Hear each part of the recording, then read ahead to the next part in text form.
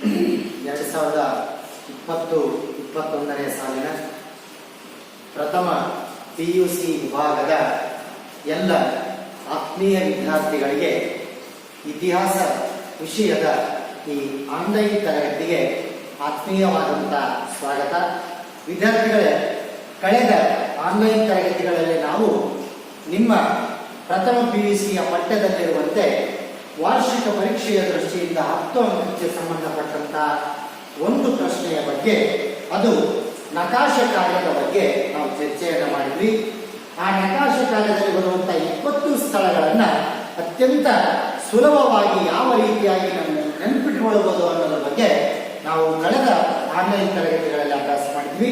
So ಇವತ್ತು ನಾವು ನಿಮ್ಮ ಪಠ್ಯದ ಮೊದಲನೇ ಅಧ್ಯಾಯ, ಅದು ಪೀಠಿಕೆ ಅನ್ನುವಂಥ ಪಾಠದ ಬಗ್ಗೆ ಇವತ್ತಿನ ತರಗತಿಯಲ್ಲಿ ನಾವು ಚರ್ಚೆ ಮಾಡೋಣ. The first topic, introduction. About what? About the history.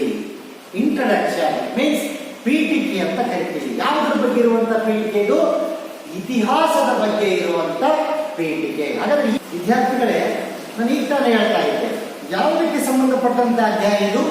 ಇತಿಹಾಸಕ್ಕೆ ಸಂಬಂಧಪಟ್ಟಂತ ಅಧ್ಯಾಯ, ಇತಿಹಾಸದ ಪೀಠಿಕೆಯಾಗಿದೆ.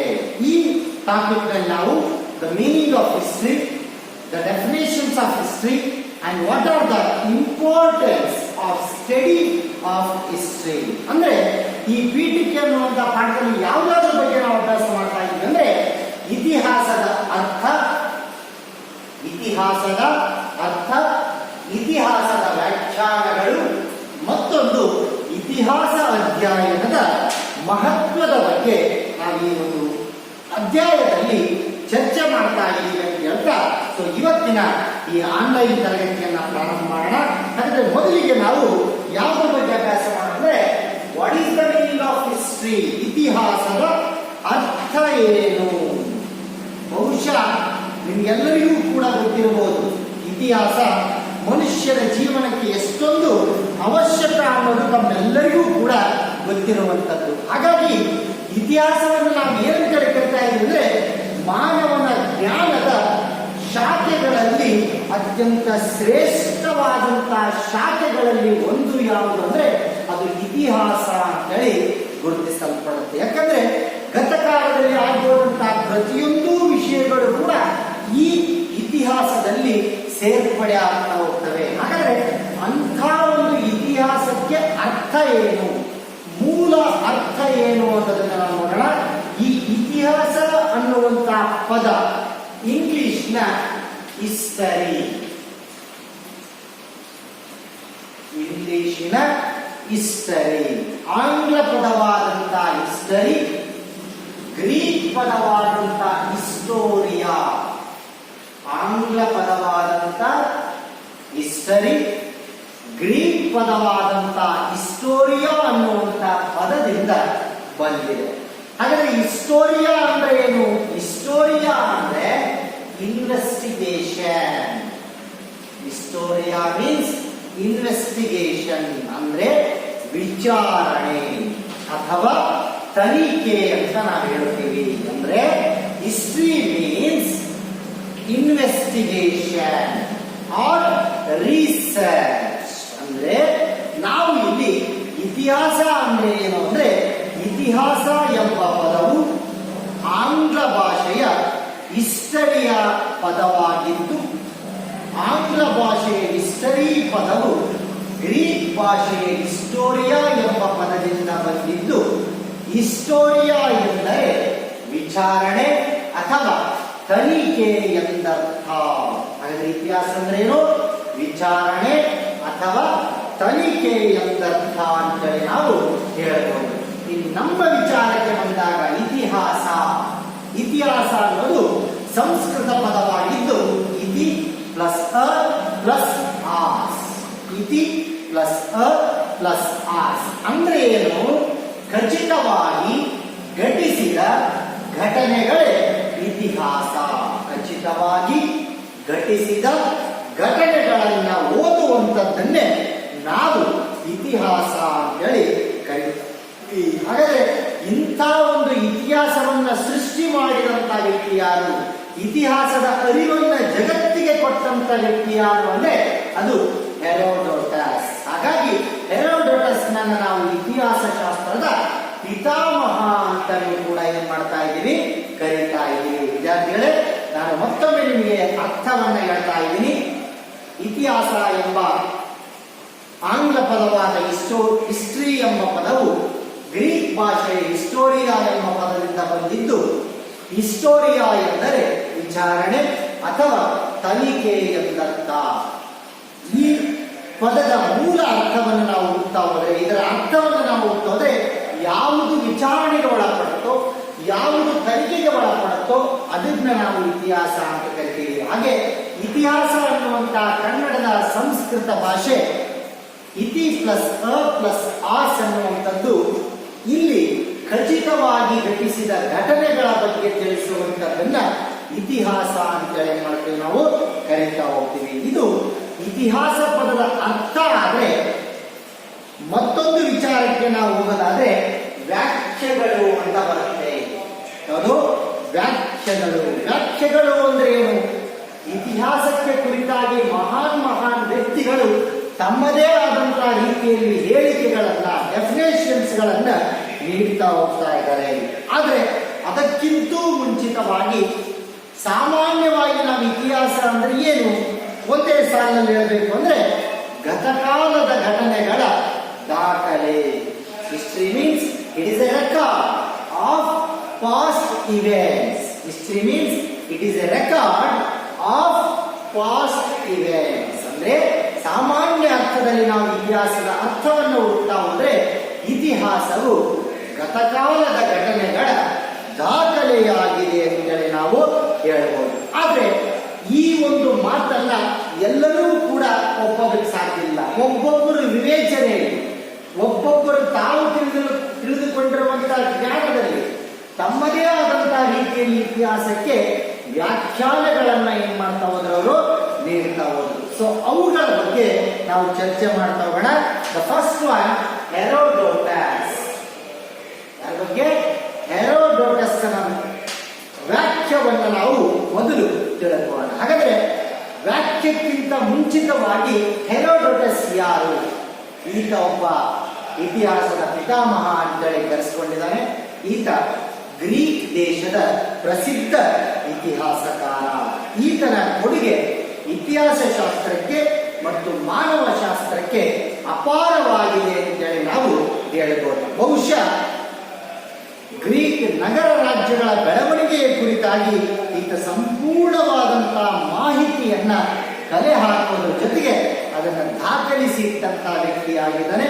ಹಾಗೆ the history of Persian wars, the history of Persian wars ಅಂದ್ರೆ ಪರ್ಷಿಯನ್ ಕದನಗಳ ಇತಿಹಾಸ ಅಂತ ಕರಿತಾ ಇದ್ದೀವಿ. ಇದು ಹೆರೋಡೋಟಸ್ನ ಪ್ರಸಿದ್ಧ ಕೃತಿ. ನಾನು ಮತ್ತೊಮ್ಮೆ ಹೇಳ್ತಾ ಇದ್ದೀನಿ, the history of Persian wars. The history of Persian wars ಹೆರೋಡೋಟಸ್ನ ಪ್ರಸಿದ್ಧ ಕೃತಿಯಾಗಿದೆ ಅಂತೇಳಿ ನಾವು ಹೇಳ್ಬೋದು.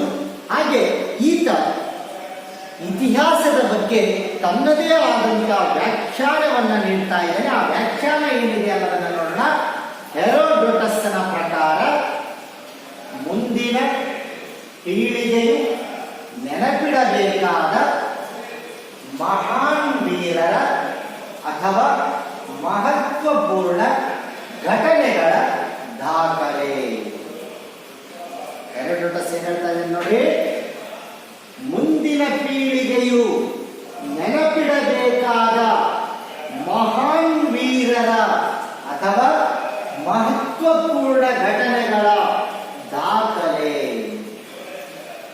ಹೆರೋಡೋಟಸ್ನ ಪ್ರಕಾರ history is A record. History is A record. ಇತಿಹಾಸ ಏನದೊಂದು ದಾಖಲೆ.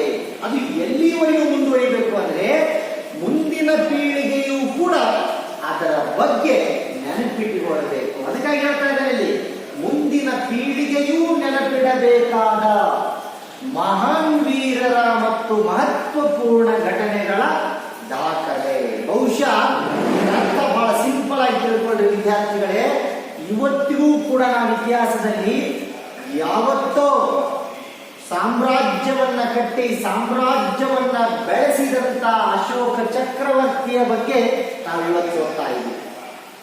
ಧರ್ಮ ಯಾತ್ರೆಯ ಮೂಲಕ, ಧರ್ಮ ವಿಜಯದ ಮೂಲಕ ಆತ ಇಡೀ ಸಾಮ್ರಾಜ್ಯದಾದ್ಯಂತ ಶಾಂತಿಯನ್ನ ಸ್ಥಾಪಿಸಿದ್ದ ಅನ್ನೋದನ್ನ ನಾವು ಇವತ್ತು ಓದ್ತಾ ಇದ್ದೀವಿ.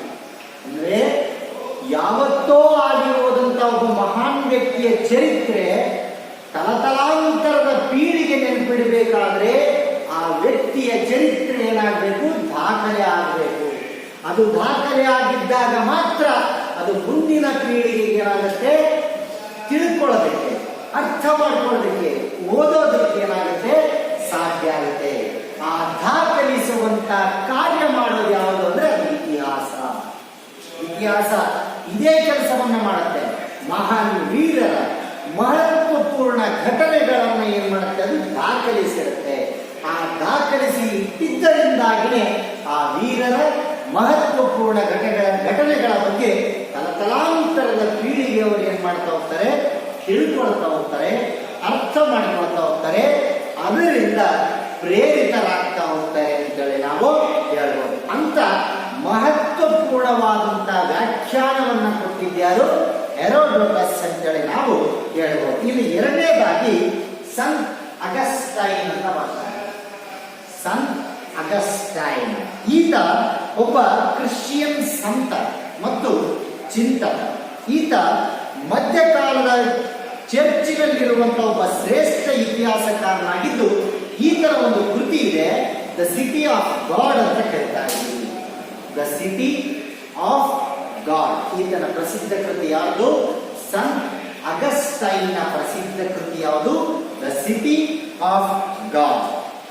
ಈ ಪುಸ್ತಕದಲ್ಲಿ ಆತ ಇತಿಹಾಸಕ್ಕೆ ಸಂಬಂಧಪಟ್ಟಂತಹ ಮಾಹಿತಿಯನ್ನ ಕಲೆ ಆಗ್ತಾ ಆತ ಇತಿಹಾಸದ ಬಗ್ಗೆ ತನ್ನದೇ ಆದಂತಹ ವ್ಯಾಖ್ಯಾನವನ್ನು ನೀಡ್ತಾ ಇದ್ದಾನೆ. ಏನ್ ಕೊಡ್ತಾ ಇದ್ದಾನೆ ಆತನ ಪ್ರಕಾರ ಅಂದ್ರೆ, ಸಂತ ಅಗಸ್ಟೈನ್ ಪ್ರಕಾರ ಇತಿಹಾಸವು ದೇವರು ಮತ್ತು ಸೈತಾನ್ಗಳ ನಡುವಿನ ಸಂಘರ್ಷದ ಕಥೆಯಾಗಿದೆ. ಸಂತ ಅಗಸ್ಟೈನ್ ಒಬ್ಬ ಪಾದ್ರಿ, ಒಬ್ಬ ಸಂತ, ಒಬ್ಬ ಸನ್ಯಾಸಿ. ಹಾಗಾಗಿ ಆತ ಇತಿಹಾಸವನ್ನ ತನ್ನದೇ ಆದಂತಹ ರೀತಿಯಲ್ಲಿ, ತನ್ನದೇ ಆದಂತಹ ವಿವೇಚನೆಯಲ್ಲಿ ಇತಿಹಾಸಕ್ಕೆ ಒಂದು ವ್ಯಾಖ್ಯಾನವನ್ನ ಏನ್ ಮಾಡ್ತಾ ಇದ್ದಾನೆ? ಕೊಡ್ತಾ ಇದ್ದಾನೆ. ಆತನ ಪ್ರಕಾರ ಇತಿಹಾಸ ಅಂದ್ರೆ ಏನು ಅಂದ್ರೆ, ಇತಿಹಾಸವು ದೇವರು ಮತ್ತು ಸೈತಾನ್ಗಳ ನಡುವಿನ ಸಂಘರ್ಷದ ಕಥೆಯಾಗಿದೆ. History is a story, the struggle between god and devil, the god and devil. ಇಲ್ಲಿ ಸಂತ್ ಅಗಸ್ಟೈನ್ ಏನ್ ಹೇಳ್ತಾ ಇದ್ದಾನೆ ನೋಡಿ, ಇತಿಹಾಸ ಅಂದ್ರೆ ಇದು ಒಂದು ಸಂಘರ್ಷದ ಕಥೆ. It is the story of struggle. ಯಾವುದರ ಕಥೆ ಇದು? ಸಂಘರ್ಷದ ಕಥೆ. ಹಾಗಾದ್ರೆ ಯಾವುದ್ರ ನಡುವೆ ಸಂಘರ್ಷ? ಬಿಟ್ವೀನ್ ಹೂಮ್? ಯಾರ ನಡುವೆ ಸಂಘರ್ಷ ಇದು? Between god and devil. ಯಾರ ನಡುವೆ ಜಗಳ ಇದು? ದೇವರು ಮತ್ತು ಸೈತಾನ್. ಇಲ್ಲಿ ನೀವು ಅರ್ಥ ಮಾಡ್ಕೋಬೇಕು, ದೇವರು ಮತ್ತು ಸೈತಾನ್ಗಳ ನಡುವೆ ನಡೆದಂತಹ ಘಟನೆ ಸಂಘರ್ಷವನ್ನು ನಾವು ಇತಿಹಾಸದಲ್ಲಿ ಓದ್ತೀರಾ? ಅದರ ಅರ್ಥ ಅದಲ್ಲ ವಿದ್ಯಾರ್ಥಿಗಳೇ. ದೇವರು ಮತ್ತು ಸೈತಾನ್ ಅಂದ್ರೆ ಇಲ್ಲಿ ಆ ಅಗಸ್ಟೈನ್ ಪ್ರಕಾರ ಏನು ಅಂದ್ರೆ ಒಳ್ಳೆಯದು ಮತ್ತು ಕೆಟ್ಟದ್ದು. ಯಾವುದು? ಒಳ್ಳೆಯದು ಮತ್ತು ಕೆಟ್ಟದ್ದು. ಯಾವುದು ಧರ್ಮದ ಪರವಾಗಿತ್ತು ಅದರ ಗೆಲುವಾಯಿತು, ಯಾವುದು ಅಧರ್ಮದ ಪರವಾಗಿತ್ತು ಅದು ಏನಾಯ್ತು? ಸೋಲಾಯಿತು ಅನ್ನೋದನ್ನ ಆತ ದೇವರು ಮತ್ತು ಸೈತಾನ್ಗಳ ರೂಪದಲ್ಲಿ ಏನ್ ಮಾಡ್ತಾ ಇದ್ದಾನೆ? ಹೋಲಿಕೆ ಮಾಡ್ತಾ ಇದ್ದಾನೆ. ಒಟ್ಟಾರೆ ಅಗಸ್ಟೈನ್ ಅಭಿಪ್ರಾಯದಲ್ಲಿ ಏನ್ ಹೇಳ್ತಾ ಇದ್ದೀವಿ ನಾವು? ಇತಿಹಾಸವು ಸಂಘರ್ಷದ ಕಥೆಯಾಗಿದೆ. ಆ ಸಂಘರ್ಷ ಯಾರ ನಡುವೆ ಅಂದ್ರೆ ದೇವರು ಮತ್ತು ಸೈತಾನ್ಗಳ ನಡುವಿನ ಸಂಘರ್ಷದ ಕಥೆಯನ್ನ ನಾವು ಇತಿಹಾಸದಲ್ಲಿ ಓದ್ತಾ ಇದ್ದೀವಿ ಅಂತೇಳಿ ಅಗಸ್ಟೈನ್ ಹೇಳ್ತಾ ಇದ್ದಾನೆ. ಹಾಗೆ ಇಲ್ಲಿ ಮುಂದುವರೆದು ಹೇಳ್ತಾನೆ ಅಂತ. ಹಾಗಾದ್ರೆ ಇಂಥ ಒಂದು ಯುದ್ಧದಲ್ಲಿ, ಇಂಥ ಒಂದು ಸಂಘರ್ಷದಲ್ಲಿ ಯಾರು ಗೆಲುವನ್ನ ಸಾಧಿಸ್ತಾರೆ ಅಂದ್ರೆ ಒಳ್ಳೆತನ ಗೆಲುವನ್ನ ಸಾಧಿಸುತ್ತೆ. ಧರ್ಮದ ಪರವಾಗಿದ್ದವರು ಗೆಲುವನ್ನ ಸಾಧಿಸ್ತಾರೆ. ಯಾರ ಮೇಲೆ?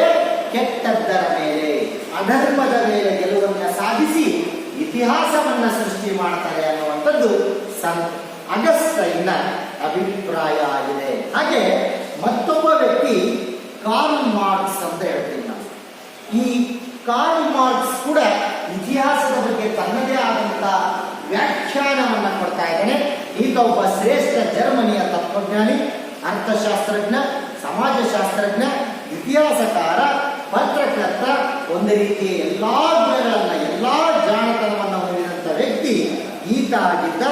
ಈತನ ಪ್ರಸಿದ್ಧ ಕೃತಿಗಳು ಯಾವುವು ಅಂದ್ರೆ ದಾಸ್ ಕ್ಯಾಪಿಟಲ್ ಮತ್ತು ಕಮ್ಯುನಿಸ್ಟ್ ಮ್ಯಾನಿಫೆಸ್ಟೋ ಅಂತ ಕರೀತೀವಿ. ಮತ್ತೊಮ್ಮೆ ಹೇಳ್ತಾ ಇದೀನಿ, ಕಾರ್ಲ್ ಮಾರ್ಕ್ಸ್ ನ ಪ್ರಸಿದ್ಧ ಕೃತಿಗಳು ಅಂದ್ರೆ ದಾಸ್ ಕ್ಯಾಪಿಟಲ್ ಮತ್ತು ಕಮ್ಯುನಿಸ್ಟ್ ಮ್ಯಾನಿಫೆಸ್ಟೋ ಅಂತೇಳಿ ನಾವು ಹೇಳಬಹುದು. ಈ ಎರಡು ಕೃತಿಗಳು ಕಾರ್ಲ್ ಮಾರ್ಕ್ಸ್ ಕೃತಿಗಳಾಗಿದ್ದು, ಈತನ ಪ್ರಕಾರ ಇತಿಹಾಸ ಅಂದ್ರೆ ಏನು ಅಂದ್ರೆ ಇತಿಹಾಸವೆಂದರೆ ಉಳ್ಳವರು ಮತ್ತು ಇಲ್ಲದವರ ನಡುವಿನ ಸಂಘರ್ಷ. ಹಾಗಾದ್ರೆ ಕಾರ್ಲ್ ಮಾರ್ಕ್ಸ್ ಕೂಡ ಹೇಳ್ತಾನೆ, ಹಿಸ್ಟ್ರಿ ಇಸ್ ಎ ಸ್ಟ್ರಗಲ್. ಇತಿಹಾಸ ಅಂದ್ರೆ ಏನು? ಸಂಘರ್ಷ. History means struggle. ಯಾರ್ಯಾರ ನಡುವೆ? ಇಲ್ಲಿ ಹೇಳ್ತಾ ಇದ್ದಾನೆ, ಹ್ಯಾವ್ಸ್ ಅಂಡ್ ಹ್ಯಾವ್ ನಾಟ್ಸ್.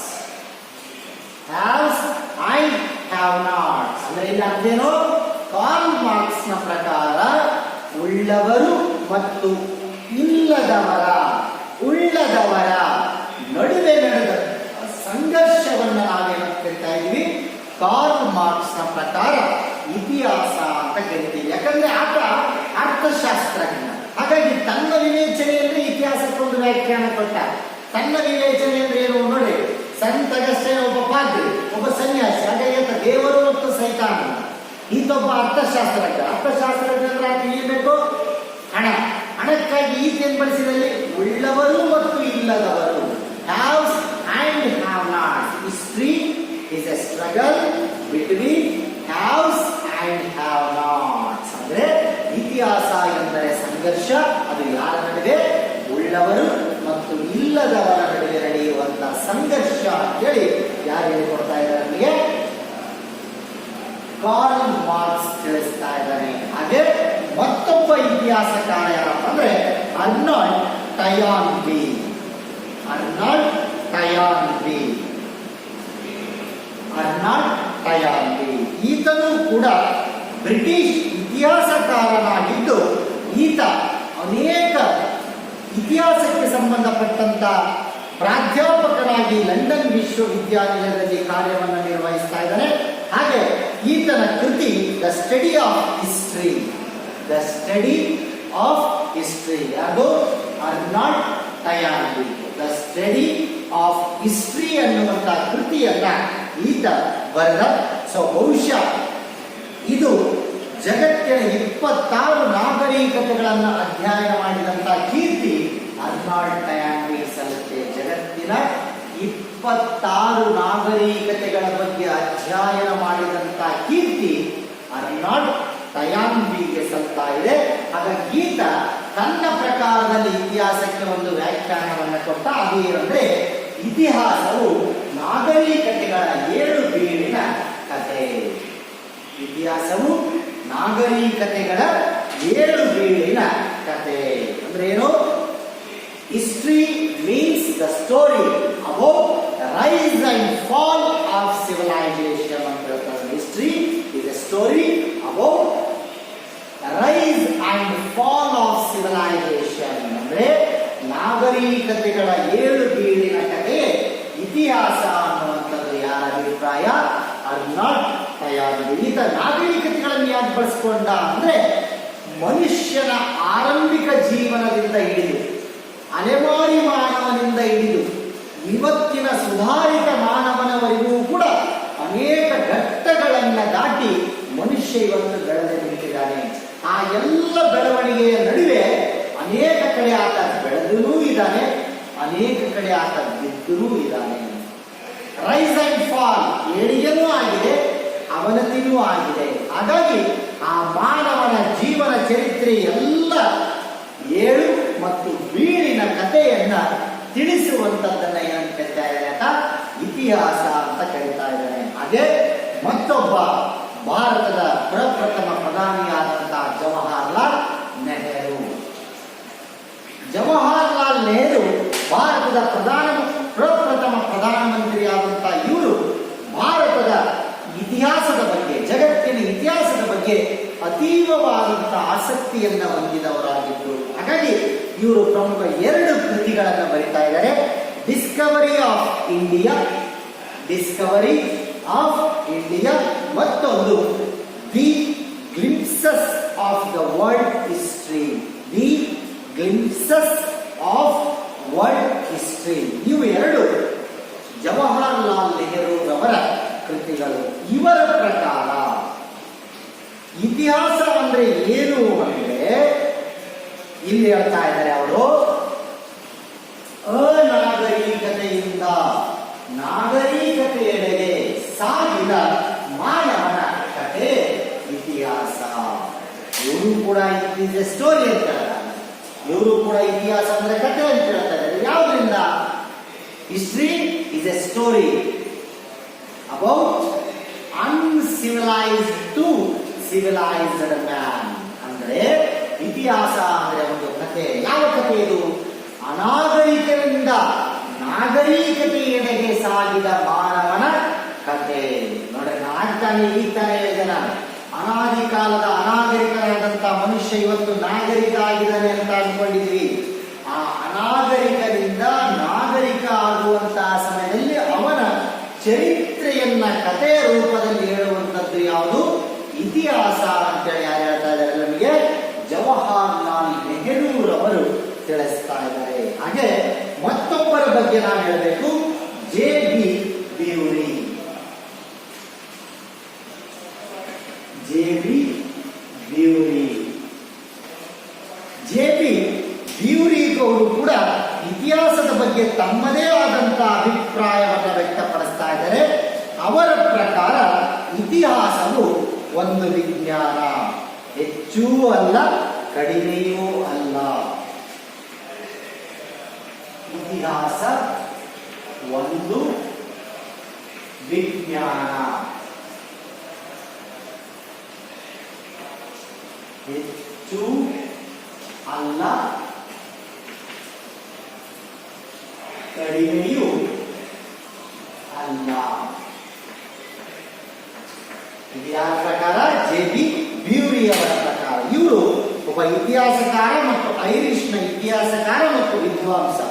ಈತನ ಪ್ರಕಾರ ಇತಿಹಾಸ ಅಂದ್ರೆ it is A science, it is A science. ಇತಿಹಾಸ ಅಂದ್ರೆ ಏನೋ ಒಂದು ವಿಜ್ಞಾನ. ಇದು ವಿಜ್ಞಾನಕ್ಕಿಂತ ಹೆಚ್ಚು ಅಲ್ಲ, ವಿಜ್ಞಾನಕ್ಕಿಂತ ಕಡಿಮೆಯೂ ಅಲ್ಲ ಅಂತೇಳಿ ಇತಿಹಾಸಕ್ಕೆ ಒಂದು ವೈಜ್ಞಾನಿಕ ದೃಷ್ಟಿಕೋನವನ್ನ ಕೊಟ್ಟಂತ ಕೀರ್ತಿ ಯಾರಿಗೆ ಸಂತ ಇದೆ? ಜೆ.ಬಿ. ಬ್ಯೂರಿ ಅವರಿಗೆ ಏನಾಗ್ತಾ ಇದೆ? ಸಂತಾ ಇದೆ ಅಂತ ಹೇಳ್ಬೋದು. ಹೀಗೆ ಪ್ರಮುಖ 6 ಜನರ ವ್ಯಾಖ್ಯಾನಗಳನ್ನು ನಾವು ನೋಡ್ತಾ ಇದ್ದೀವಿ. ಮೊದಲನೇದಾಗಿ ಹೆರೋಡೋಟಸ್, ಸಂತ್ Augustine, Cornwallis, Arnold Toynbee, Jawaharlal Nehru ಮತ್ತು ಜೆ.ಬಿ. ಬ್ಯೂರಿ. 6 ಜನರ ವ್ಯಾಖ್ಯಾನಗಳು. ಈ 6 ಜನರ ವ್ಯಾಖ್ಯಾನಗಳನ್ನು ಕ್ರೋಢೀಕರಿಸಿದಾಗ ಅಂತಿಮವಾಗಿ ನಮಗೆ ಸಿಗುವಂತಹ ಉತ್ತರ ಏನು ಅಂದ್ರೆ ಇತಿಹಾಸದ ಬಗ್ಗೆ, ಅಂತಿಮವಾಗಿ ಇತಿಹಾಸವು ಮಾನವನ ಎಲ್ಲ ಮಹತ್ವಪೂರ್ಣ ಚಟುವಟಿಕೆಗಳ ವಿವಿಧ ಆಯಾಮಗಳ ಅಧ್ಯಯನವಾಗಿದ್ದು ಕಾಲ ಮತ್ತು ಸ್ಥಳಗಳಿಂದ ಪ್ರತಿಬಂಧಿತವಾಗಿದೆ. ಒಟ್ಟಾರೆ ಸಾಮಾನ್ಯ ಅರ್ಥದಲ್ಲಿ ಅವೆಲ್ಲವನ್ನ ಕ್ರೋಢೀಕರಿಸಿ ಅಂತಿಮವಾಗಿ ನಾವು ಇತಿಹಾಸ ಅಂದ್ರೆ ಏನು ಅಂತ ಹೇಳ್ಬೋದಂದ್ರೆ, ಇತಿಹಾಸವು ಮಾನವನ ಎಲ್ಲ ಮಹತ್ವಪೂರ್ಣ ಚಟುವಟಿಕೆಗಳ the all important activities of man or human, ಮಾನವನ ಎಲ್ಲ ಮಹತ್ವಪೂರ್ಣ ಚಟುವಟಿಕೆಗಳ ಅಧ್ಯಯನವಾಗಿದೆ. ವಿವಿಧ ಆಯಾಮಗಳೆಂದ್ರೇನು? ಅವನ ಬೆಳವಣಿಗೆಯ ಹಾದಿ, ಅವನ ಶ್ರೇಯಸ್ಸಿನ ಹಾದಿ, ಅವನ ಏಳಿಗೆಯ ಹಾದಿ. ಆ ಆಯಾ ಹಂತಗಳಲ್ಲಿ ಮನುಷ್ಯನ ಬೆಳವಣಿಗೆಯನ್ನ, ಮನುಷ್ಯನ ಮಹತ್ವಪೂರ್ಣ ಚಟುವಟಿಕೆಗಳನ್ನ ಕುರಿತಾಗಿ ಅಧ್ಯಯನ ಮಾಡುವಂಥದ್ದನ್ನು ನಾವು ಇತಿಹಾಸ ಕರಿತೀವಿ. ಅದು ಯಾವುದರ ಮೇಲೆ ಪ್ರತಿಬಂಧಿತ ಆಗಿರುತ್ತದೆ? ಆಯಾ ಕಾಲ ಮತ್ತು ಆಯಾ ಸ್ಥಳದ ಮೇಲೆ ಡಿಪೆಂಡ್ ಆಗಿರುತ್ತೆ ಅನ್ನೋದನ್ನ ಇತಿಹಾಸಕಾರ ಹೇಳ್ತಾ ಇದ್ದಾರೆ. ವಿದ್ಯಾರ್ಥಿಗಳೇ, ಇದಿಷ್ಟು ಇತಿಹಾಸದ ಅರ್ಥ ಮತ್ತು ವ್ಯಾಖ್ಯೆಗಳಿಗೆ ಸಂಬಂಧಪಟ್ಟಂತ ಮಾಹಿತಿ. ನಿಮಗೆ ಪರೀಕ್ಷಾ ದೃಷ್ಟಿಯಿಂದ ಇತಿಹಾಸದ ವ್ಯಾಖ್ಯಾನಗಳನ್ನ ತಿಳಿಸಿ ಅಂತೇಳಿ 5 ಅಂಕಕ್ಕೆ ನಿಮಗೆ ಪ್ರಶ್ನೆಯನ್ನ ಕೇಳ್ತಾರೆ. ಆಗ ನೀವು 5 ಅಂಕದ ಪ್ರಶ್ನೆಯಲ್ಲಿ ನೀವೇನ್ ಮಾಡಬೇಕು ಅಂದ್ರೆ ಹೆರಾಡೋಟಸ್ನ ಬಗ್ಗೆ, ಸಂತ್ ಅಗಸ್ಟೈನ್ನ ಬಗ್ಗೆ, ಕಾರ್ಲ್ ಮಾರ್ಕ್ಸ್ ಬಗ್ಗೆ, ಟಯಾನ್ಬಿ ಬಗ್ಗೆ, ನೆಹರು ಬಗ್ಗೆ, ಜೆ.ಬಿ. ಬ್ಯೂರಿ ಬಗ್ಗೆ ಮತ್ತು ಅಂತಿಮವಾದಂತಹ ವ್ಯಾಖ್ಯಾನವನ್ನು ಮಾಡಿದಾಗ ಅದು ನಿಮ್ಮ ಪರಿಪೂರ್ಣವಾದಂತಹ ಉತ್ತರ ಆಗುತ್ತೆ ಅಂತೇಳಿ ತಿಳಿಸುತ್ತಾ ಇವತ್ತಿನ ಈ ಆನ್ಲೈನ್ ತರಗತಿಯನ್ನು ಮುಕ್ತಾಯಗೊಳಿಸ್ತಾ ಇದ್ದೀನಿ. ಅದಕ್ಕಿಂತ ಮುಂಚೆ ಮುಂದಿನ ತರಗತಿಯಲ್ಲಿ ನಾವು ಮತ್ತೆ ಇದೇ ಪಾಠಕ್ಕೆ ಸಂಬಂಧಪಟ್ಟಂತಹ ಮತ್ತೊಂದು ಮಹತ್ವವಾದಂತಹ ವಿಚಾರ the importance of study of history, ಅಂದ್ರೆ ಇತಿಹಾಸ ಅಧ್ಯಯನದ ಮಹತ್ವದ ಬಗ್ಗೆ, ಅದು ಕೂಡ 5 ಅಂಕದ ಪ್ರಶ್ನೆ ಆಗಿದ್ದು ಅದರ ಬಗ್ಗೆ ನಾವು ಮುಂದಿನ ತರಗತಿಯಲ್ಲಿ ಚರ್ಚೆ ಮಾಡೋಣ ಅಂತ ಹೇಳ್ತಾ ಇವತ್ತಿನ ಈ ಆನ್ಲೈನ್ ತರಗತಿಯನ್ನು ಮುಕ್ತಾಯಗೊಳಿಸ್ತಾ ಇದ್ದೀನಿ. ಧನ್ಯವಾದಗಳು.